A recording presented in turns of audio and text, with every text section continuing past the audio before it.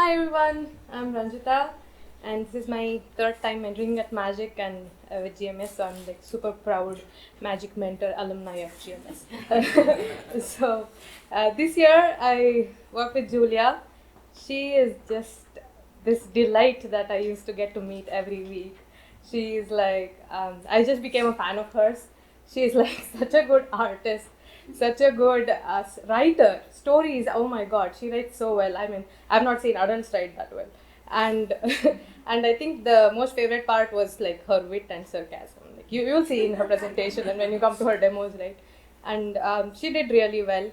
She like learned from scratch how to code in Python and then built a game. She'll tell you more about it. Come, Julia. Hi, I'm Julia. And you already met my mentor, Ranjitha. Please ignore this monstrosity. And she works at Microsoft on speech recognition, and some of her hobbies include music, art, and robotics. And my project's name is Koklika. It's a role-playing game. I will get into detail later. And it's inspired by Undertale, which is this video game I'm a huge fan of. And my motivation was that I always wanted to learn how to code a video game so I can make more in the future. And here's all the stuff I'm going to be talking about. So, yeah. And some things I used to learn about Python were this Let's Learn Python website, which I learned about classes, math, functions, and a lot of other basics in Python. And I also used Idle, which is a Python editor, and it's the first one I ever learned about and used. And it was a little slow, so it couldn't take in huge chunks of code. And then I moved on to Visual Studio Code later, and it helped, it suggested it helped completing what you were going to type. Like it would suggest something while you were typing, and it was very organized. And my game idea is,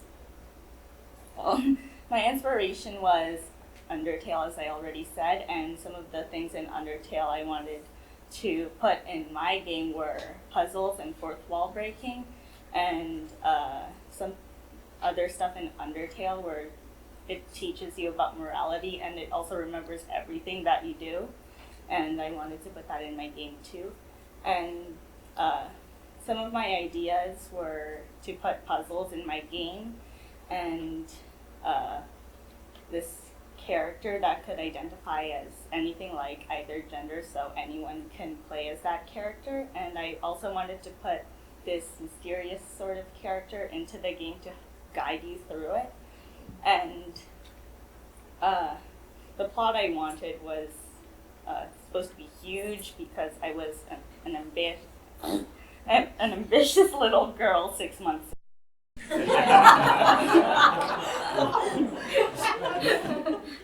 and very old and jaded.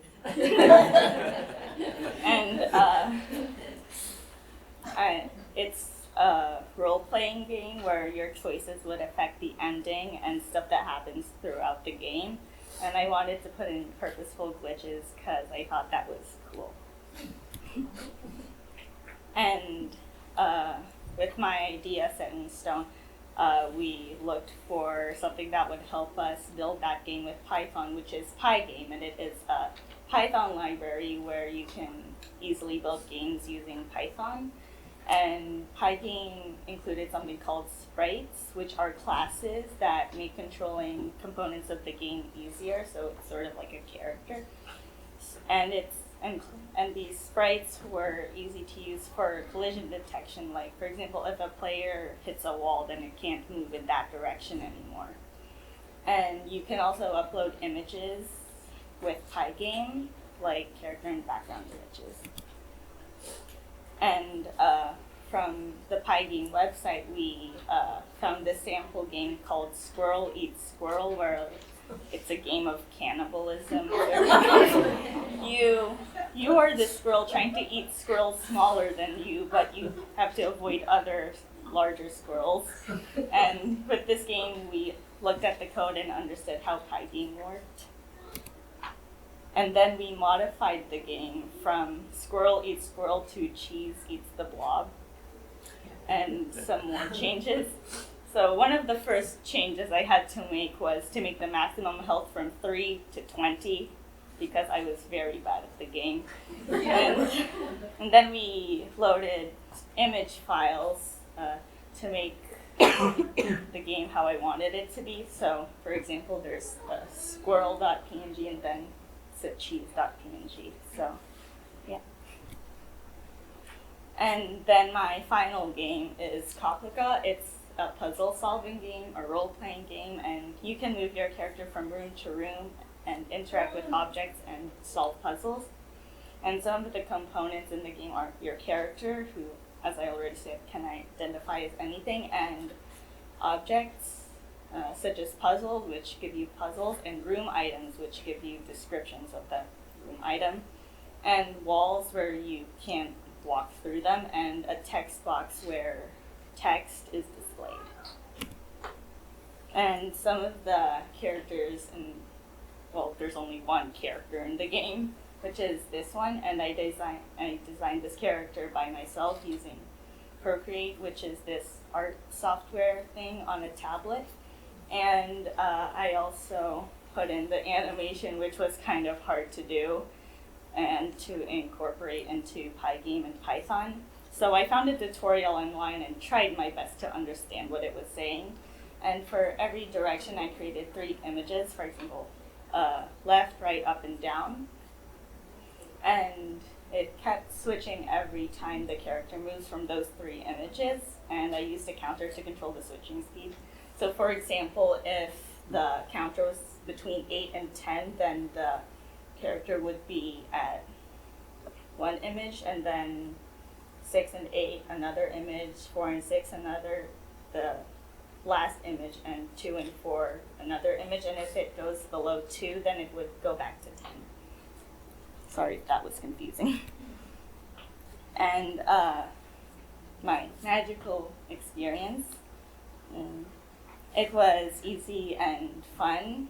Some things that were easy and fun were coming up with the design of the game, and coding became a lot easier to understand, and it also became more fun as we progressed, like making the character move.